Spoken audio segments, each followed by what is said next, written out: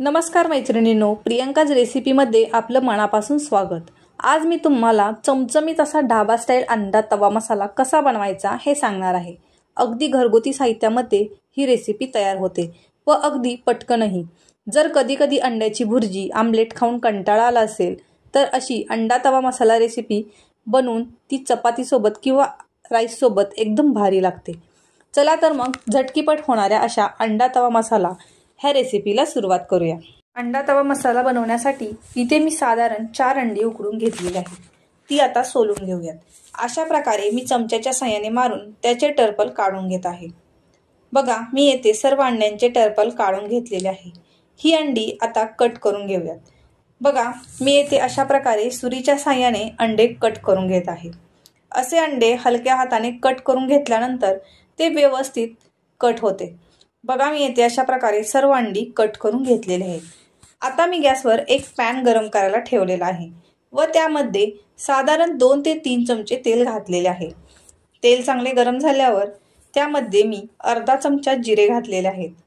जिरे चांगले तडतडल्यावर यामध्ये मी 1 वाटी कांदा अशा प्रकारे बारीक चिरून घेतलेला आहे। हा कांदा चांगला लालसर होईपर्यंत परतून घ्यायचा।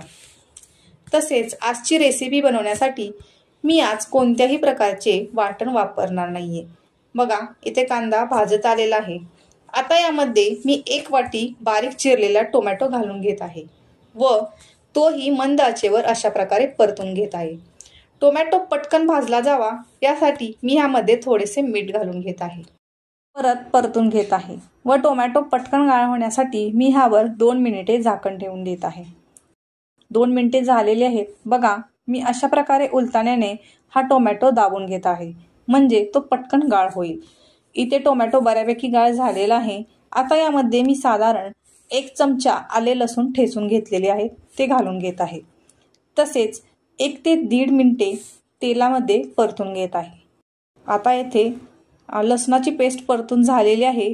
यामध्ये मी मसाले घालून घेत आहे। सर्वात प्रथम यामध्ये मी 1 चमचा काश्मीरी लाल मिरची पावडर घालून घेत आहे।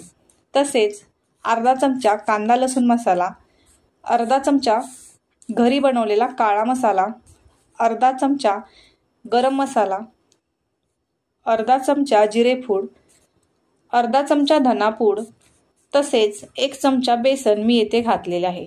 हे सर्व मसाले मंद आचेवर 2 मिनिटे परतून घेऊयात। यामध्ये बेसन घातल्यामुळे ग्रेव्ही थिक बनते।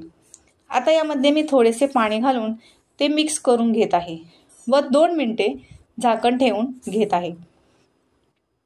2 मिनिटे झालेले आहेत। बघा, मसाला इथे छान शिजला गेलेला आहे। तसेच तेलही छान सुटलेले आहे। आता यामध्ये मी कट करून घेतलेली अंडी घालून घेत आहे व ती हलक्या हाताने मसाल्यामध्ये मिक्स करून घेत आहे करून अंडी इथे तुटणार नाही। आता बघा, हे मिक्स झाल्यावर यामध्ये मी परत थोडेसे पाणी घालून घेतलेले आहे व चवीपुरते मीठ घातलेले आहे। हे परत मिक्स करून घेऊया। मीठ मगाशी कांदा टोमॅटो भाजतानाही घातले होते त्यानुसार इथे मीठ घालायचे आहे। आता मी परत 2 मिनिटांसाठी झाकण ठेवून एक वाफ काढून घेत आहे। बघा, 2 मिनिटे झालेले आहेत। आता यावर बारीक चिरलेली भरपूर अशी कोथिंबीर घालून इथे चमचमीत ढाबा स्टाईल अंडा तवा मसाला तयार आहे। बघा, किती पटकन तयार झालेला आहे। दिसायलाही जसा चमचमीत दिसत आहे तसाच खायलाही एकदम चमचमीत बनलेला आहे। ही रेसिपी अशा पद्धतीने बनवली तर तुम्ही रोजच्यापेक्षा 1 ते 1.5 चपाती नक्कीच एक्स्ट्रा खाणार। हे नक्की। तुम्हाला माझी ही पटकन साधी सोपी तवा मसाला अंडा रेसिपी कशी वाटली हे मला कमेंट करून सांगा। व जर माझी ही रेसिपी आवडली असेल तर माझ्या प्रियंकाज रेसिपी या चॅनलला लाईक, शेअर आणि सबस्क्राईब नक्की करा। धन्यवाद।